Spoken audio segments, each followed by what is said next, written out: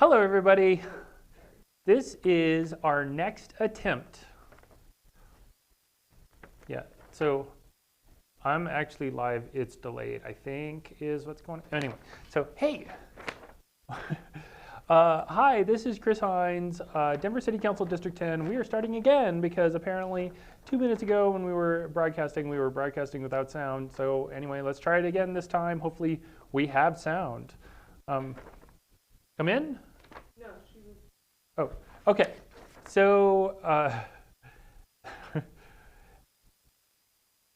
so I'm so excited that you're here. I'm so frustrated with Facebook Live and the technology used to bring us to you live, but I think it's a really important program for us to make sure that we are accessible to everyone, regardless of how you choose to consume our information. It's important for me to reach everyone in District 10, and that means that we go to coffee meetings, we go to RNO meetings, and we have a place for you to talk to us and vice versa without ever having to leave your own home. So that's why, despite all of our challenges every week with technology and stupid Facebook Live, we we continue to try to get it done. So I'm Chris Hinds. I'm Denver City Council District 10. If you're not familiar with the district, it is Uptown, Cap Hill, Golden Triangle, Cheeseman, Congress, Cherry Creek Country Club, Belcaro, and the north part of Spear, also known as Alamo Placida. So hi, thanks for joining. So every week we have the live stream. It's Fridays at 1:30. And also every week we talk about values. I ran on a platform of transparency, accountability, and making sure that we, as the District 10 office, have a system of values that we use to base our decisions. And in the campaign, I talked about housing, transportation, and representation. And so that's how we format our live stream. So if you have comments or thoughts or suggestions, please put them in the comments. My off-screen partner here will make sure that I get those questions, and I will do my best to answer them here live on Facebook. So let's start with housing. So last week, the Golden Triangle Zoning and Design Committee met, and the second interim report was recently released and should be available soon. I am so excited to have our city planners in the process continue to be there and make sure that that we have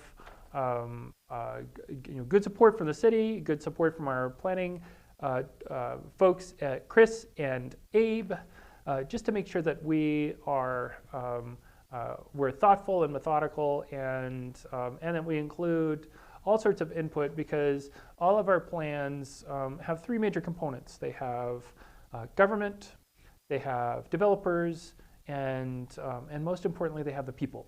And we want to make sure that everyone is represented. So, so thank you, Chris and Abe, our city planners, for continuing to participate in the process and making sure that that we're doing this in a way that makes sense for everyone, particularly the residents of Golden Triangle.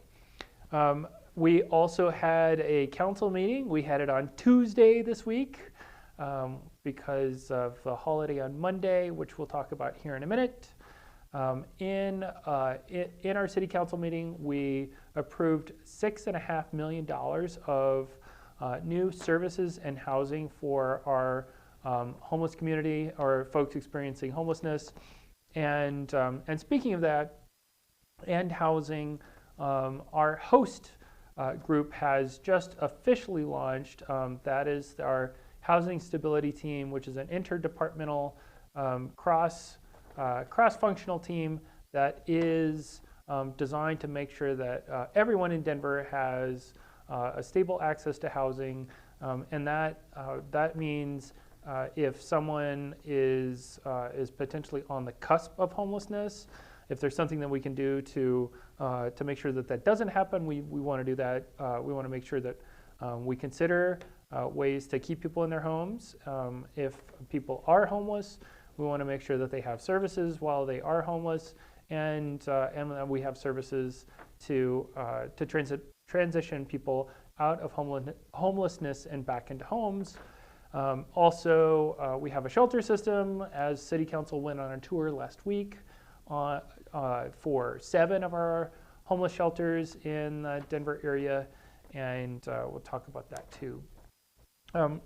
Also, housing related, the Group Living Advisory Committee is hosting public forums to discuss recommendations from the committee, and obviously I am interested in hearing your feedback. Please attend the forums, learn about the Group Living Advisory Committee and their proposed recommendations, and let us know what you think. So the final point on housing for this week is we have a camping ban here in the city of Denver. I don't know if you've heard, but if you haven't, then welcome to the city of Denver. Just a few weeks ago, there was a judge who ruled Denver's camping ban unconstitutional. He said it was a violation of the 8th Amendment, cruel and unusual punishment, and so for a time, Denver stopped enforcing that ban, and but the city attorney's office has decided that it is okay to continue with the ban.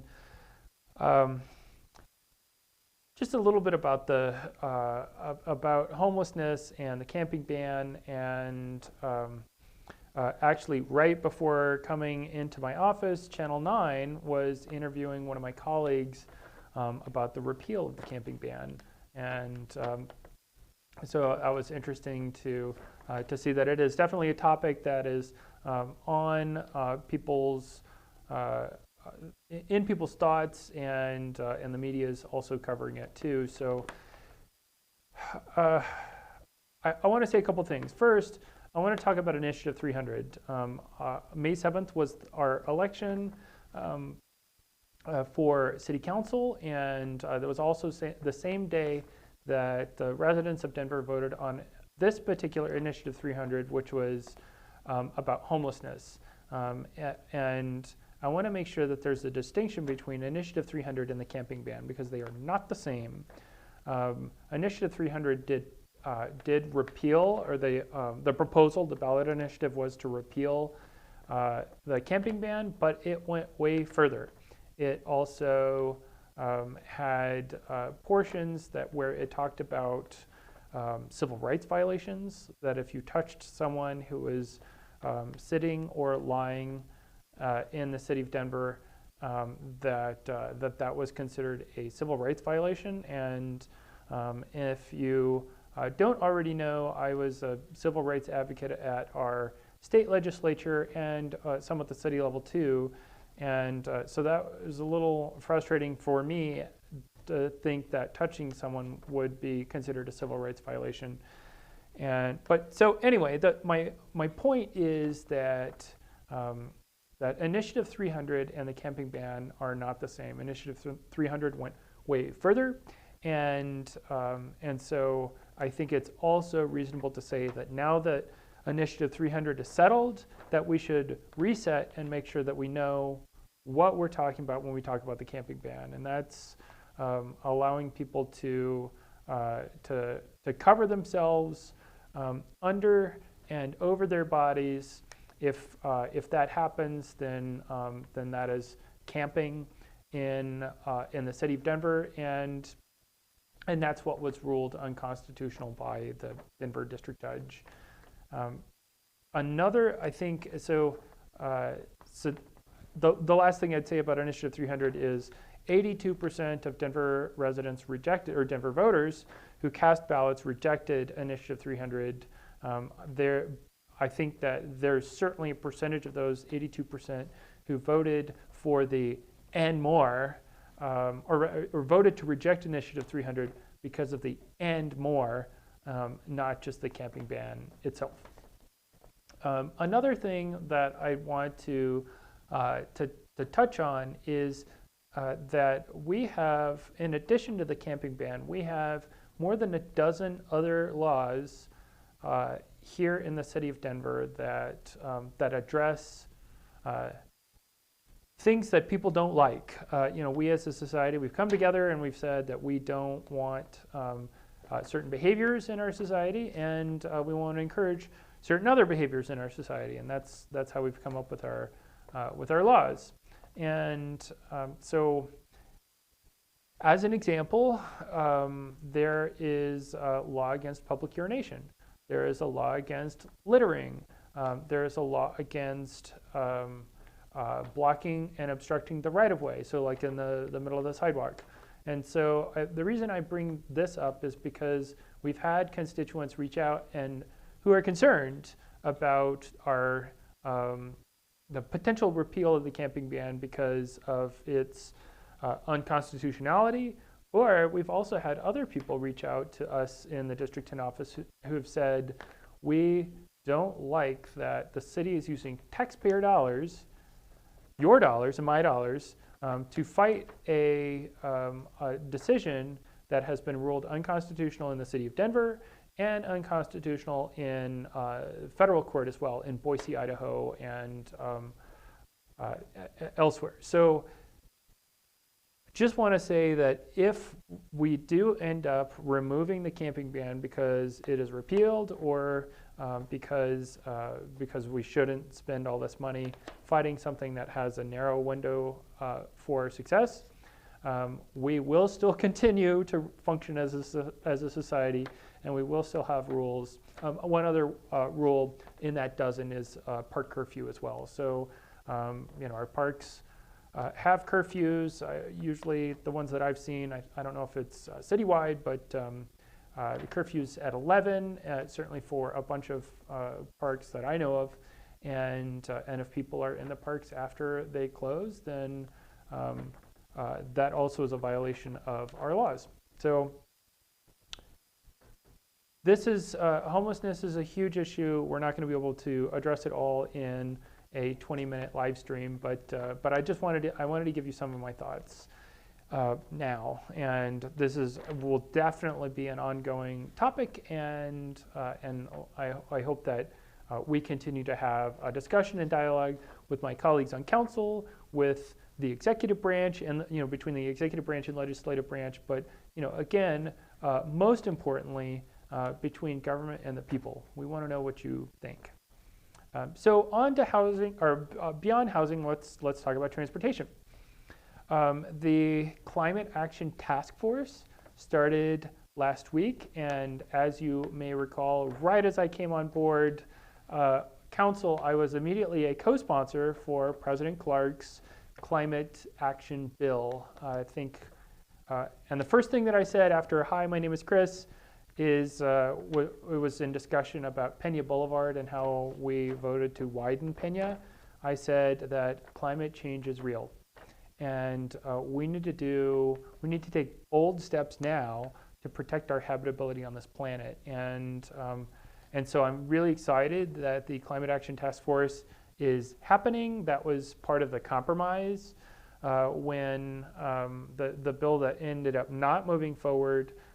We had the compromise where we got an extra $8 million in the budget for climate policies, and we have the Office of Climate Sustainability, and we have this task force that will help us identify other ways that the city can do its part and empower the residents to do our part to make sure that we preserve our habitability on the planet. So it'll be a lot of work. It's 3 hours every other week, which is a pretty darn intensive commitment for a lot of people, certainly for us on council, but it is the right thing to do. I also want to give a shout out to this week at the state capitol, which is in Denver's Perfect 10. We had Bicycle Day at the Capitol on Wednesday, and Safe Streets Day at the Capitol on Thursday. So I feel strongly that we all deserve the freedom to get from A to B safely, and regardless of how we choose to get there, or regardless of how we choose to transport ourselves there. So, so making sure that we have the freedom to use bikes, I think, is important, and I think that our streets are not safe right now, and I think they could use some additional safety. And so I'm glad that both of those initiatives were given additional visibility at our state capitol this week. I want to give a shout out to my constituent, Mr. No Squish, Rob Toughness, for being featured on 9 News. There was a 15-minute spot with Hey Next, and he was with 2 other cycling advocates talking about how cycling advocacy has changed in Denver. So we posted it. It's down below on the Facebook page, and please, I invite you to take a look at it. It is on our Facebook and Twitter pages, so there you go. Also on transportation, and this is, I think this is a crossover, and maybe this is why it's last on transportation, but it's a crossover between transportation and representation. So if you haven't heard of the East Central Area Plan, please learn about it. It is all about how our neighborhood, how we want our neighborhood to look in 20 years. It's also how we want our neighborhood to look in 1 year or 5 years. So if you want safer streets, then that is something that is considered in the East Central Area Plan. And by the way, it's 6 neighborhoods, the East Central Area Plan. In District 10, that includes Uptown, Capitol Hill, Cheeseman, and Congress. The 2 other neighborhoods are City Park and City Park West, which are in District 9. So the reason why I call this a crossover between transportation and representation is because it has come to our attention that people are misrepresenting the East Central Area Plan, and that's concerning. It's concerning because as I said earlier in this broadcast, and I've said many other times before, I care firmly and strongly about transparency and accountability. And so it is important for me, for everyone, to make a decision of whatever policy based on facts. And so it is incredibly disappointing to me that there are people in our city, I'm assuming in our neighborhood, but they seem to be, they're not identifying themselves. But there are people who are intentionally spreading misinformation about the East Central Area Plan and its purpose and its guidelines. So there have been flyers that have been released in the past, and one was we were made aware of was put at the pharmacy on 12th. And it had intentionally misleading and misinformation about the Detroit Street bike lane and other comments in the East Central Area Plan. And we have most recently, just in the last day or 2, learned of misinformation about the Steel Street bike lane. So I encourage you to, if you have not already looked at the East Central Area Plan, to check it out, because that's where the actual information is. And yes, it is a large document. It is 270 pages. If you look at the table of contents, it zooms in on each neighborhood. And so you don't have to read all 270 pages. You can if you want to. But I would recommend not being daunted by the full length of the document. If you look at the table of contents, you can zoom in on your neighborhood and just check out what is most pertinent to you. You're welcome to comment anywhere on the proposal, but certainly you know your neighborhood better than anyone else, and it is more important for you to comment on your neighborhood so that it continues to be yours now and in the future. So, and if 270 pages and the table of contents is still daunting, we have put together a much smaller document that compresses a lot of that information and that is also available on our social media pages. And if you can't find it, then just let us know, and we can send it to you as well. So, housing, transportation. Let's talk about representation. The Marade was on Monday. I think maybe that isn't the best way for me to present that, but we participated in the Marade. If you don't know, Martin Luther King Day was on Monday, and Denver is home to the largest Martin Luther King Day parade in the country, also known as the Marade. And so I was very fortunate to be right there at the front of the parade.